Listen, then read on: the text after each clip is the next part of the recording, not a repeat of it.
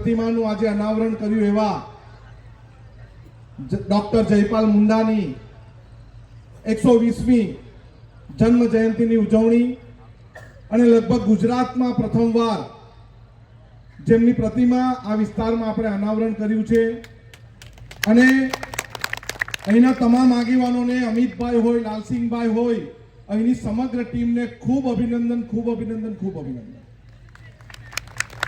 ગઈકાલે જ્યારે અહીંયા થોડી મગજમારી થઈ, અમને જાણ થઈ, પરંતુ હું તો બધાને અભિનંદન આપું છું. કઈ મગજમારી થશે તો જ આપણો કાર્યક્રમ સફળ થશે. કંઈક ઘર્ષણ થશે, કંઈક સંઘર્ષ થશે તો જ ડોક્ટર જયપાલ મુંડા કોણ છે એ બધાને ખબર પડશે. તા વગર ખબર પડવાની નથી. અને મેં પણ આદિવાસી સમાજને કીધું છે કે જે આગતા સ્વાગતાનો કાર્યક્રમ હોય તો અમને બોલાવવાની જરૂર નથી. જ્યાં સંઘર્ષના કાર્યક્રમ હશે તો અમે આખી રાત તમારી સાથે રસ્તા પર બેસીશું. અને આજકાલના આવેલા આલિયા માલિયા એમ કે આદિવાસી કોણ, એને એમ કેવું પડે આદિવાસી તારો બાપ. આદિવાસી અમને જો શહેરના લોકોનું ચા બંધ કરવી હોય ને તો ડેરીમાં દૂધ બંધ કરે ને તેમને ચા મળતી બંધ થઈ જાય. પણ આપણે દયાળુ છે, આપણા છોકરાને દૂધ નહીં પીવડાવીએ, પરંતુ એમ થાય કે ચાલો શહેરોના લોકો ચા અમારી પીએ, આજે અમારે દૂધ ભરવું પડે. જે હિન્દુબેને વાત કરી, આપણને કઈ ભાવ નથી મળતો, પરંતુ એ નહીં મળે કઈ વાંધો નહીં, પણ જળ જંગલ જમીન બચાવવા માટે નીકળવું જ પડશે. બંધારણ બચાવવા માટે નીકળવું જ પડશે. ડોક્ટર બાબા સાહેબ આંબેડકર, ડોક્ટર જયપાલ મુંડાજીએ આપણને જે બંધારણમાં આપ્યું છે, આપણને જે સુરક્ષા આપી છે, આપણને રક્ષણ આપ્યું છે, એ રક્ષણને બચાવવા માટે અને એ બંધારણના રથને પાછળ ન જાય એની સાર સંભાળ આપણે રાખવી પડશે, રાખવી પડશે, રાખવી પડશે. અહીંયા સરકારના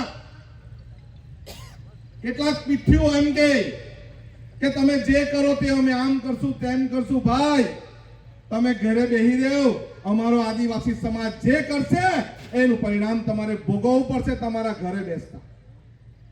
જ્યારે પણ પ્રતિમા મૂકવાની વાત થાય, જ્યારે પણ કોઈ આપણા આગેવાનોને આપણે કઈ સન્માન આપવાની વાત થાય છે, ત્યારે સરકારના કેટલાક પીઠુઓ એમ કે આ વિસ્તારમાં આનું પ્રમાણપત્ર અને મૂકવાની જરૂર નથી, પરંતુ અમે તો દરેક ફળિયામાં, દરેક ગામમાં, દરેક 4 રસ્તા પર અમારા આગેવાનોની પ્રતિમા મૂકશું ને મૂકશું. જેને જે કરવું હોય તે કરી. સુપ્રીમ કોર્ટે કીધું છે આ દેશનો મૂળ માલિક કોણ? આ દેશનો મૂળ માલિક એ આદિવાસી છે. અહીંની જળ જંગલ જમીનની સંરક્ષણ કોણ કરે, રખવાડી કોણ કરે? એ આદિવાસી સમાજ છે. અને આપણે કોઈથી ડરવાની જરૂર નથી. હવે આપણે ડરાવવાની જરૂર છે અને નીકળી પડવાની જરૂર છે.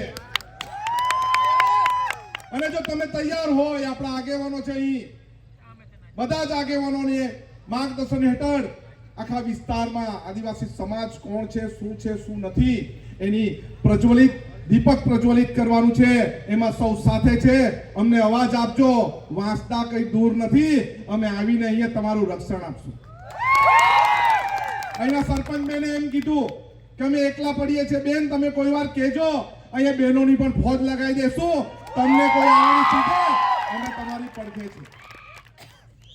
આ કોઈ પક્ષ પાર્ટીની વાત નથી, આ સમાજની વાત છે. અને પક્ષ પાર્ટીમાં માનનારાને કહેવાનું છે, ભાઈ તમે ઘરે બેસો, તમારી જરૂર નથી. સમાજના માટે આગળ નીકળો. અમને એવા સમાજના યુવાનો, યોદ્ધાઓની જરૂર છે. તમે સૌ અહીં ખૂબ મોટી સંખ્યામાં આવ્યો, તમારો ખૂબ આભાર. અને ફરી એકવાર આ વાલોડ પંચના તમામ કાર્યકર્તાઓને તમામ